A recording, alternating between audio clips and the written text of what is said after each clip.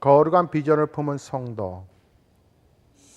저는 비전은 나이와 상관없다라고 하는 것입니다. 비전이라 하는 것은 내 삶의 환경과 전혀 상관이 없다라고 하는 것입니다. 비전을 품는다 하는 것은 현재 나의 위치와 전혀 상관이 없다라고 하는 것입니다. 비전을 품는다라고 하는 얘기는 곧 나를 고상하게 이끄는 에너지라고 하는 것입니다. 제가 한 인물을 소개하겠습니다. 폴란드의 그니 베세프라고 하는 마을에 어느 젊은 유대인 청년이 살고 있었습니다. 그의 부모들은 그를 랍비로 세우고 싶었습니다. 랍비는 유대교의 율법 교사를 말합니다. 하지만 이 청년은 그것이 싫어서 1906년 맨몸으로 미국으로 이민을 옵니다. 뉴욕의 봉제 공장에서 노동자로 일을 했고요. 그는 월급 받는 봉제 기술의 그 한계를 느껴서 그는 그 일을 그만두고 40세 때에 그동안에 모았던 조그만 돈으로 사탕 가게, 구멍가게를 차리게 됩니다. 성실했습니다. 그래서 그는 사탕 가게가 잘 되었습니다. 하지만 거기에도 염증을 느껴서 그는 그 사탕 가게를 팔았습니다. 그리고 다른 사업을 구상해 보았지만 마땅한 부분이 없었습니다. 그래서 그는 다시 그가 팔았던 그런 사탕 가게, 구멍 가게를 윗돈을 주고 다시 그 가게를 인수하게 됩니다. 그러다가 그는 이제 나이가 들었고 76세까지 그 일을 하다가 이제 은퇴를 하게 되었습니다.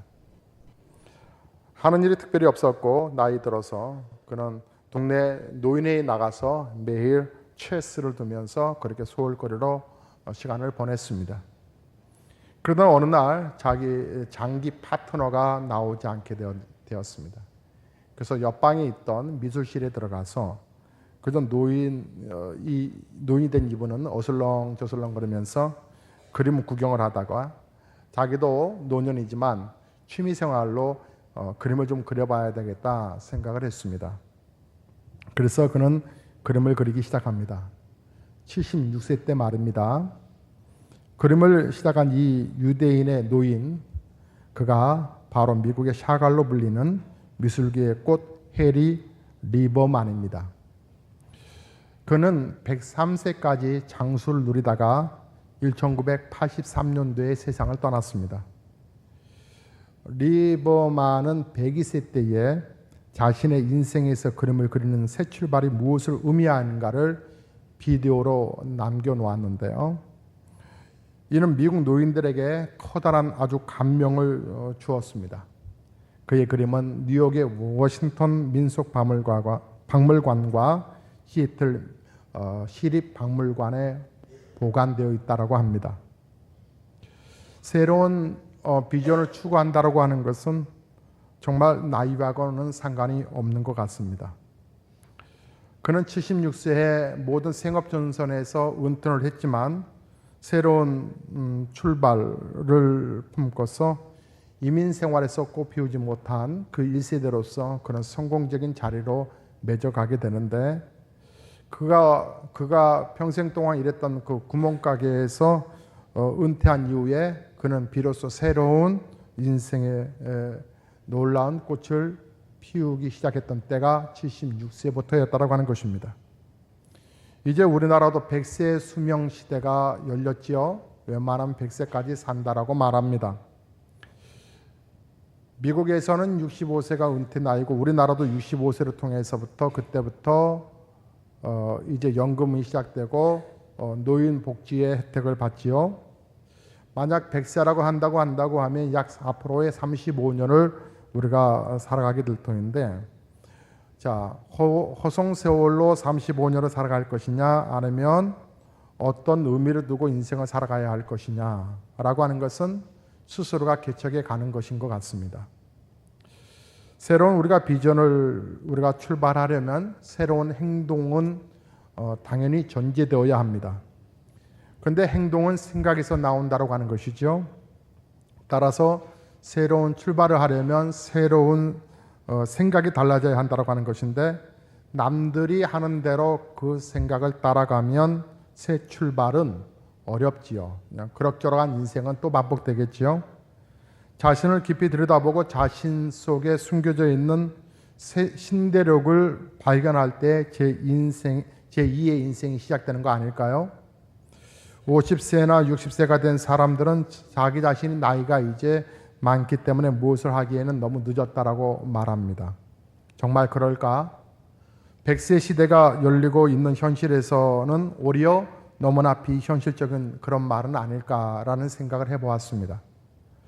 무엇이나 아무리 늦게 시작해도 시작하지 않는 것보다 훨 낫다라고 하는 말이 있습니다. 새로 태어나는 것이 반드시 그림 그리기일 필요는 없고요. 따뜻한 마음씨로 남을 위에 쌓아 올리는 덕행도 시간과 공간을 넘어 나를 새롭게 보이는 무형의 재탄생이라고 하는 생각도 해봅니다. 저는 우리 교회가 정말 새로운 비전 속에 우리가 달려가고 있는데요.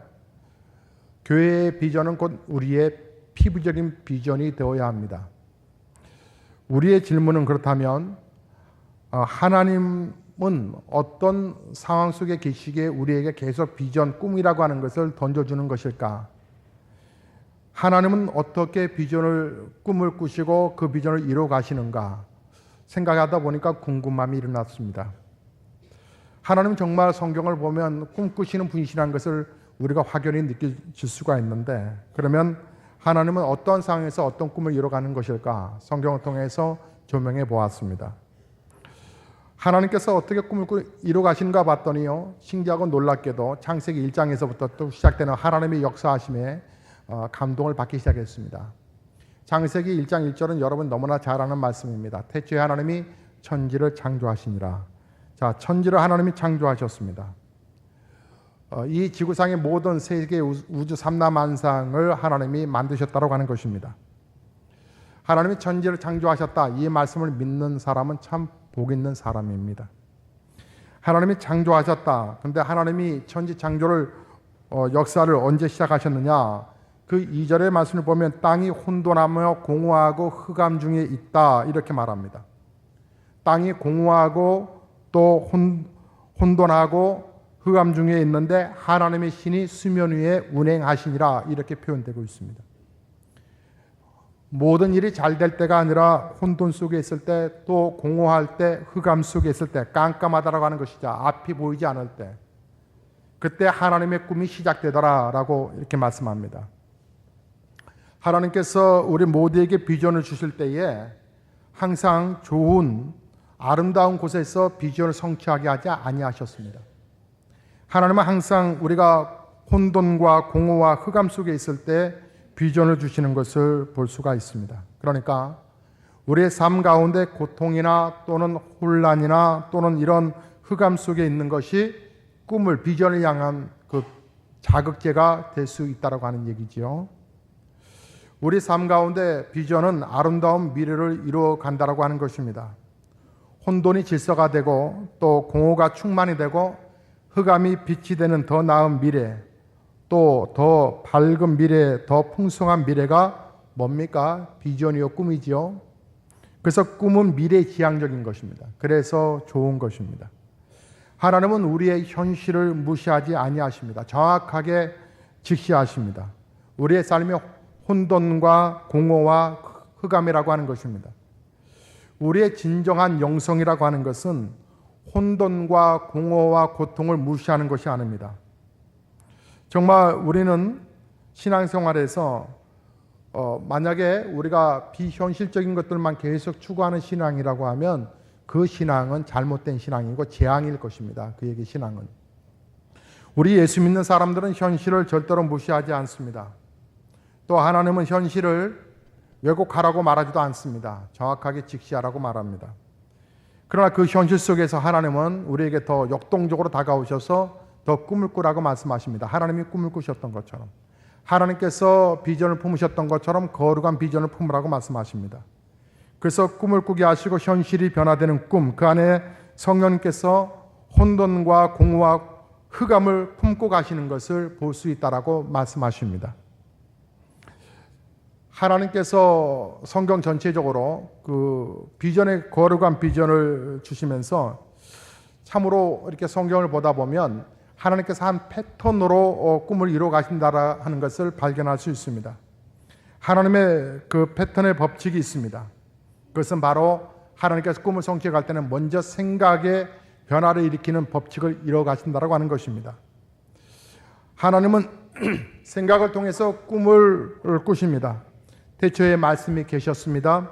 그런데 말씀이 있기 전에 태초에 생각이 있었던 것이죠. 말씀이 언어이지 않습니까? 말씀이 있기 전에 생각이 있는 것이죠. 말이 말로 표현되는 것처럼 먼저 하나님께서 우리의 생각 속에서 모든 만물을 창조하셨던 것입니다. 생각은 씨앗과 같아서 생각은 무엇을 낳습니까? 결과를 낳습니다. 그래서 여러분 생각을 조심하셔야 합니다.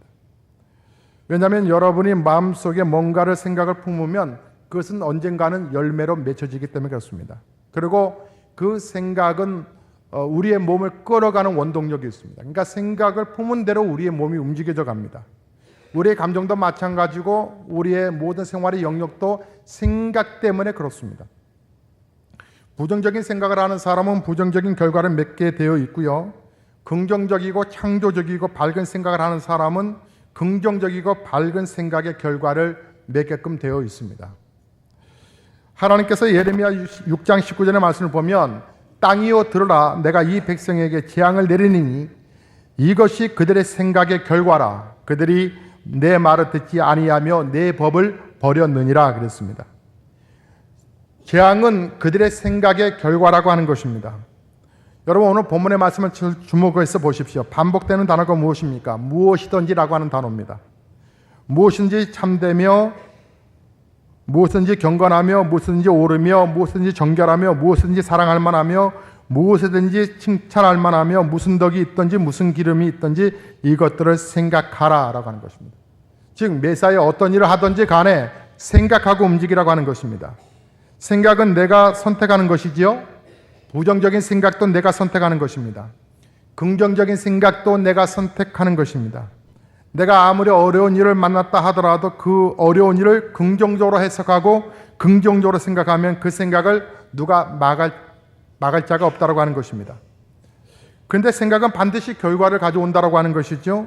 좋은 생각과 행동은 결코 나쁜 결과를 가져올 수가 없습니다. 나쁜 생각과 행동은 좋은 결과를 낳을 수 없다는 것입니다. 이 사실은 우리의 삶 가운데 어떤 나쁜 사건이나 어려운 사건이 없다고 얘기하는 건 아닙니다. 혼돈과 공허와 흑암이라고 하는 것은 아주 나쁜 사건이죠. 나쁜 환경입니다. 나쁜 현실입니다. 그러나 그럼에도 불구하고 그것들을 얼마든지 우리의 삶 가운데 더 아름답게 만들 수 있는 그 하나님, 그 하나님의 생각, 그 긍정적이고 밝은 생각으로 우리의 삶을 선택한다면 우리 인생에 놀라운 역전의 그런 드라마가 펼쳐질 것이라고 하는 것입니다. 그래서 많은 사람들이 이렇게 시간이 지나가고 나면 그제서야 뭐라고 말합니까? 그 고난이 오히려 나에게 어떤 새로운 역동성을 일으키는 어떤 계기가 되었다. 그래서 고난이 축복이었다. 이렇게 말하기도 합니다. 얼마나 많은 사람들이 정말 어려운 일들 가운데 때문에 그 일 때문에 내가 이렇게 잘 되었다라고 얘기를 합니까? 그것은요, 그것을 모든 환경들을 밝게 해석하고 밝게 반응하고 밝게 받아들였다라고 하는 그런 결과물들입니다. 우리의 생각에 영향을 준 게 뭘까요? 그게 중요한 거지요. 그럼 우리의 생각에 끝없이 창조적으로 긍정적으로 만드는 생각에 영향을 준 건 뭘까요? 우리가 보는 책들, 우리가 만나는 사람들, 내가 접하는 그런 환경적인 조건들, 그런 매체들, 그런 것들이겠죠. 그래서 우리가 접촉하는 것들이 우리의 생각에 자극을 주는 것입니다.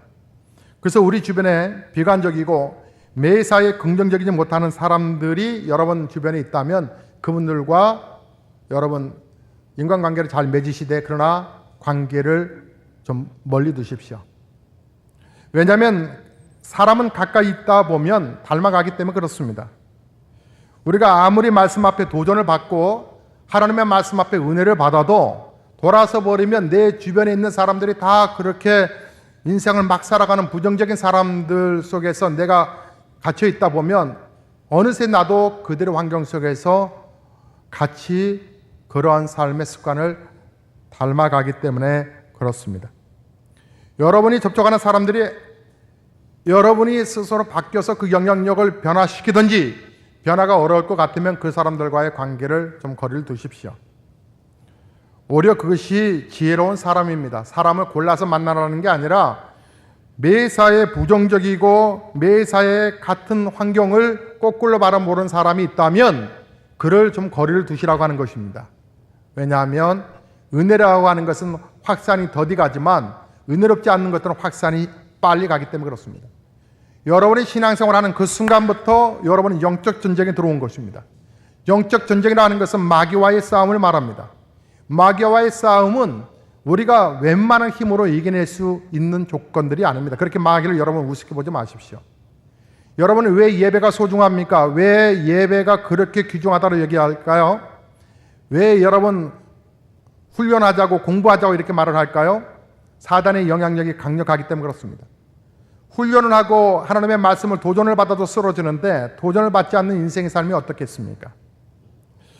여러분이 정말 결단하지 아니한다면 여러분 옛날 말짱 도루묵이다라고 하는 것처럼 여러분은 변화되지 않는 크리스찬으로 그렇게 살아갈 것입니다. 그런 면에서 귀한 만남을 우리가 가질 수 있다고 하는 건 축복이죠.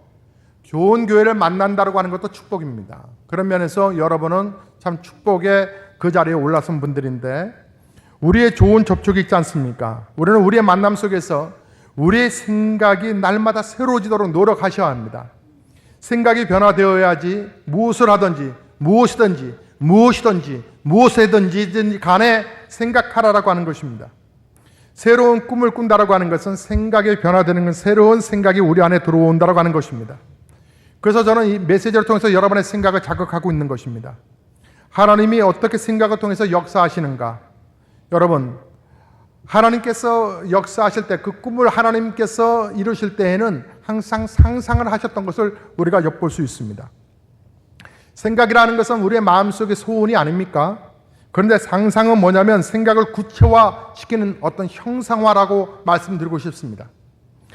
한번 여러분 그림을 한번 그려보십시오. 여러분의 인생에 대한 그 그림에 대한 형상화를 여러분 한번 그려보십시오. 여러분 한번 좀 따라해 보시겠습니까? 상상은 생각을 구체적으로 형성화시키는 것입니다. 그림을 그리는 것입니다. 청사진을 그리는 것입니다. 청사진이라고 하는 것은 장차 완성될 건물에 대해서 미리 모형을 그리는 건데요. 그대로 되어가는 거죠. 건물은 그렇게 완성되어 가는 것입니다. 꿈꾸는 사람은 거룩한 비전을 보면 사람은 그림을 그리는 사람입니다. 이 모든 역사가 다 그림으로 시작된 거 아닙니까? 여러분 비행기를 타시면서 어떤 생각을 드십니까? 이 쇳덩어리가 날아간다고 하는 게 여러분 믿어지십니까? 정말 얼마나 놀라운 교통수단입니까? 근데 이 쇳덩어리가 날아간다고 하는 것을 처음 그림을 그린 사람들이 있습니다. 그 그림을 새를 통해서 날아가는 새를 통해서 본 것이죠. 그래서 제일 처음 라이트 형제가 그 새를 바라보고 청사진을 그려왔습니다. 상상을 했고요. 그것을 시도를 했습니다. 그래서 첫 번째 날았던 거리가 37m를 날았다고 합니다. 여러분 누군가 꿈을 꾼 건데 그것이 현실이 됐습니다. 여기서부터 LA까지 12시간, 13시간이면 논스톱으로 날아갑니다. 옛날에는 부산이나 대구나 저 지방의 목포나 광주를 가면 꼭 일을 보고 하룻밤 자고 오는 코스로 생각했었습니다. 지금은 웬만하면 차 안 몰고 가죠. 그냥 비행기나 KTX 탑니다. 그리고 일 보고 갈 때 올 때 그냥 수면을 취합니다. 개뿐하게 일 보고 돌아옵니다. 반나절이면 일 보고 옵니다. 비행기라고 하는 것이 하루에 1, 2 생활권으로 세계를 이제 날아다니게 만들었습니다. 근데 그게 현실이 된 게 뭐예요? 바로 꿈을 꿨다라고 하는 것입니다. 생각이나 소망이나 그런 것들이 그림으로 그려졌다라고 하는 것이죠. 그래서 그림을 그리지 않는 사람은 사실 생각할 수 있는 용량이 없는 것입니다. 그래서 그림이 없는 영혼은 절대로 생각하지 않는다라고 하는 얘기를 하고 싶습니다. 여러분, 자녀들이 만화를 보는 것을 막지 마십시오. 물론 나쁜 만화 말고요, 좋은 만화 보는 걸 말이죠. 과학적인 그런 만화 그림을 자꾸 보여주셔야 합니다. 그것이 현실이 되기 때문에 그렇습니다. 저는 4, 5년 전부터 휴대폰이 너무 귀찮아, 불편해. 그러나 생활 속에서 얼마나 유용한 게 많습니까? 그런데 들고 다니는 게 귀찮아, 좀 손목시계가 있었으면 좋겠어 라고 생각만 했습니다. 그런데 누군가는 그 생각을 구체화, 형상화, 상상을 통해서 그림을 그려가기 시작했습니다. 지난 9월 초에 우리 삼성에서 그 워치폰을 만들었습니다. 시계를 만들어서 발표를 했습니다. 곧 이제 실용화된다 하죠. 작년부터 미국이나 일본 소니에서 이 시계 휴대폰을 생산하기 시작했습니다. 단점적인 부분이 좀 많아서 좀 더 보강해야 한다고 합니다. 저는 5, 6년 전에 생각했던 그 생각들을 누군가는 생각에서 접어들지 않냐고 형성화시켰습니다. 그래서 시계를 만들어냈습니다. 갑자기 이런 생각이 들었습니다. 세상은 점점 살기가 좋아지는 세상이 아니라 무서워져가는 세상이 되겠다라고 하는 것입니다. 여러분, 그 얘기 들으셨습니까? TV를 똘똘똘똘똘 달력 말듯이 이렇게 말고 다닌답니다. 큰 화면으로 보고 싶으면 똘똘 말았다가 한 공간에다 딱 배터리 연결시켜서 쫙 펼쳐놓고 나무 밑에다 딱 설치해놓고, 요즘 휴대폰으로 다 리모컨 되는 거 아시죠? 지트라고 하는 휴대폰은 이 텔레비전이나 에어컨이나 가전제품들을 리모컨 기능으로 휴대폰으로 켰다 껐다 다 합니다. 그처럼 휴대폰으로 TV를 딱 켜면 넓은 화면이 또또또 말았던 TV가, 여러분, TV가 말려갈 것이라고 생각이나 하셨습니까? 그런 세상이 바로 오늘날의 세상입니다. 더 살기 편안해지는 것이 아니라 세상이 점점 더 불안해져 갈 것 같습니다. 여러분도 이제 주일날 오실 필요 없습니다. 각각 있는 처소에서 딱 켜고 인터넷으로 예배 딱 드리면 됩니다. 그럼 목사는 설교 오늘 은혜롭다 그러면 딱 구자로 보내는 겁니다. 오늘 헌금 10만 원, 오늘 은혜가 좀 덜하다 3만 원, 오늘은 형편은 설교가 별로 내 마음에 들지 않아 5천 원, 딱 찍어서 날리면 됩니다. 그런 교회는 바로 답장을 보내주시겠죠. 재정부에서는 오늘 누구 성도님 3만 원 입금되었습니다. 아마 그런 세상이 올걸요. 상상이 현실로 되어버립니다. 그렇다고 한다고 하면 우리의 삶 속에서 우리의 삶이 어떤 형편이든 간에 꿈을 꿔본다면 놀라운 일들이 우리에게 일어날 것이라고 하는 기대감이 생기지 않습니까? 그래서 상상하게 하는, 꿈을 꾸게 하시는 분이 성령님이십니다. 성령님이 임하시면 젊은이가 환상을 본다고 합니다. 놀라운 것은 노인이 꿈을 꾼다라고 말을 합니다. 상상하는 훈련, 거기다가 반복하면 놀라운 역사가 일어난다고 하는 것이죠. 카렌 포드는 말하기를 사람들은 스스로 상상하지 못하는 일을 상상하지 못한다면 결국 어떤 일도 이루지 못할 것이다 라고 말을 했습니다. 그렇다면 상상한다면 일이 일어난다고 하는 것이죠. 여러분, 타락한 상상을 한다면요, 여러분 생각을 안 하는 것이 바로 타락한 상상입니다. 나는 상상을 안 해. 그러면 여러분은 상상을 하고 있는 겁니다. 어떤 상상이요? 타락한 상상을. 타락한 상상의 현상이 뭘까요? 그것은 바로 염려입니다. 여러분, 염려의 상상, 이것이 바로 내가 거룩한 비전을 품지 아니하면 염려의 사상이 나를 짓눌러 버리기 시작합니다. 그런데 그 염려를 뭐로 바꿔야 되냐면 기도로 바꿔야 하는 것이죠. 염려의 부정적인 상상을 뒤집을 때, 그때 아름다운 그 환경 속에서 아름다운 일들이 펼쳐지는 상상을 기도를 통해서 품게 되는 것입니다. 여러분이 자녀를 키우거나 아니면 사업을 할 때도 부정적인 생각이 들어올 수 있어요. 그것이 바로 염려라고 하는 것입니다. 그것이 바로 근심이라 하는 것입니다. 저는 이번 명절 기간에 고향시가 조용하니까 또 남다른 또 매력이 있습니다. 고향으로 내려가신 분들을 정치 현상 속에 많은 고생들 하셨는데 또 교회 안에서 차분한 영적 흐름이 있어서 참 좋았습니다. 하루에 한 권 이상의 책을 읽었습니다. 약 한 주간에 7권 반 정도를 읽었는데요. 그 책을 읽어가면서 마음속에 이러한 꿈을 꾸게 되었습니다. 그리고 그 책을 다 이렇게 그냥 아무 생각 없이 책꽂이에서 뽑아서 읽었던 책들인데 그 책들을 쭉 보면서 제가 씩 웃었습니다. 책의 제목들이 다, 또 책을 제가 읽었던 내용들이 다 이상하게도 거룩한 비전에 이렇게 품게 되는 그런 책들을 골라서 보았다고 하는 것입니다. 지금 제 마음속에는 계속적으로 거룩한 비전을 향한 몸부림이 내 안에서 있다고 하는 반증을 보았기 때문에 그렇습니다. 여러분, 우리가 아무리 힘들고 어려워도 우리는 상상하기 때문에, 또 생각하기 때문에 긍정적으로 환경을 받아들여야 한다고 하는 것입니다. 하나님의 상상은 참으로 아름답습니다. 여러분, 창세기 1장 4절을 보니까 하나님이 그 빛을 지으시고 나서 보시기에 좋았다라고 말씀하십니다. 나무와 과실들을 만들 때도요, 창세기 2장 9절에 말씀 보면 하나님이 그 땅에서 보기에 아름답고 먹기에 좋은 나무가 나게 하시니, 여러분 보십시오.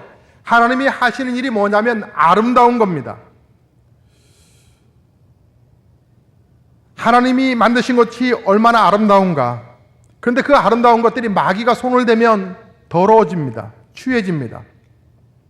그런데 하나님이 만드신 작품들이 너무나 아름답기 때문에 우리는 바라보고 경탄할 때가 있습니다.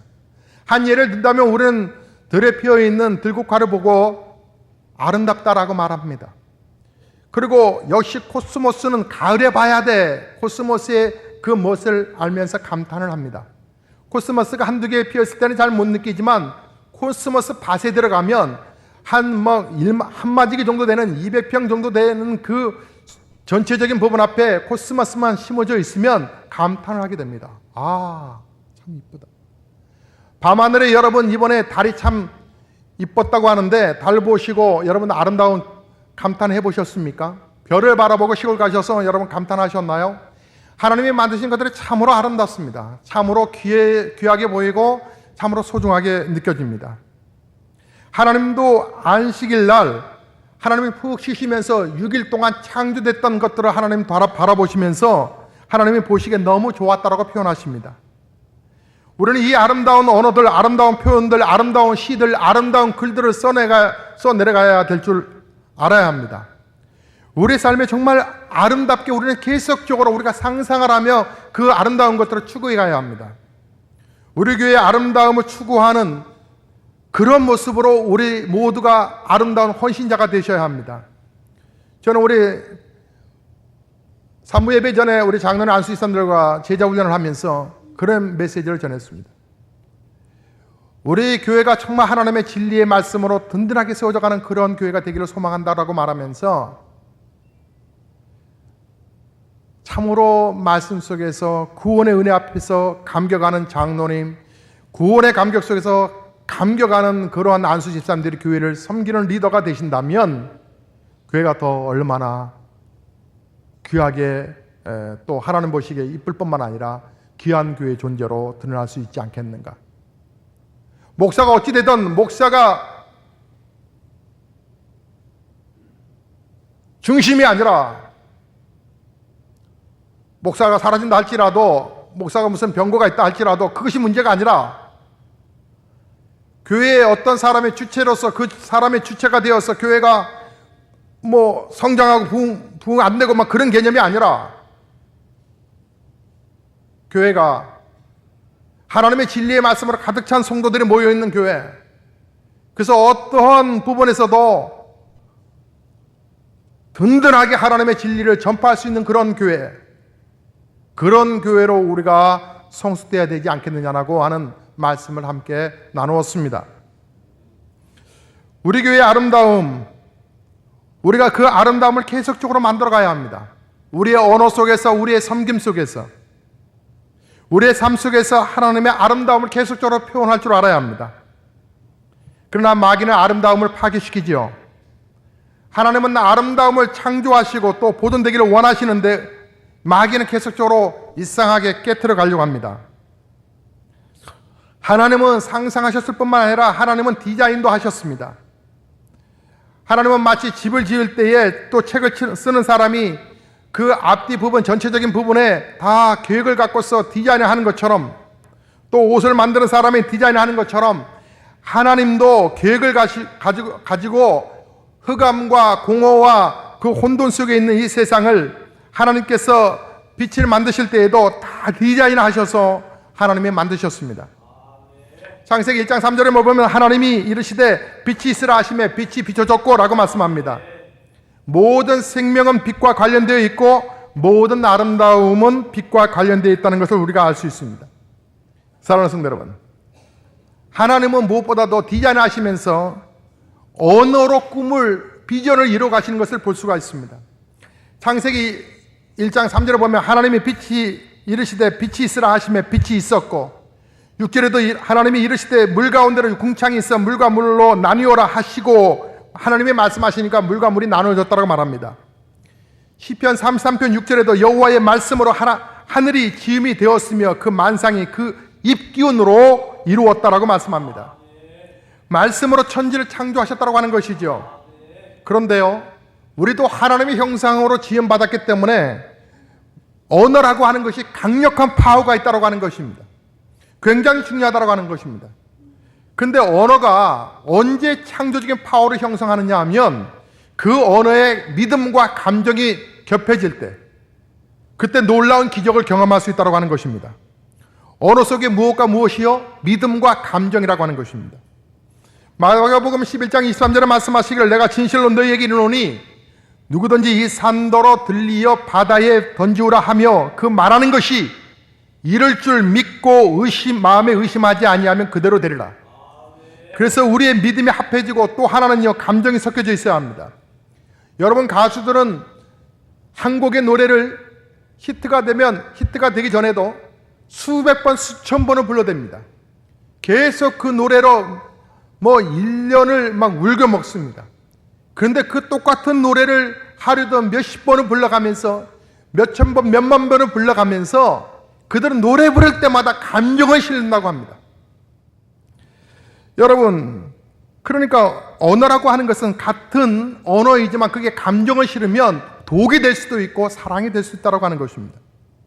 그러니까 언어는 그 마음의 표현을 하는 것인데 그 마음의 표현을 믿음과 감정을 잘 섞여지면 움직이는 이 산을 들리어 바다에 던지라 하여도 그렇게 될 것이다. 내 말대로 그렇게 될 것이다 라고 말씀할 때는 강력한 하나님의 능력을 의지해 보자라고 하는 것입니다.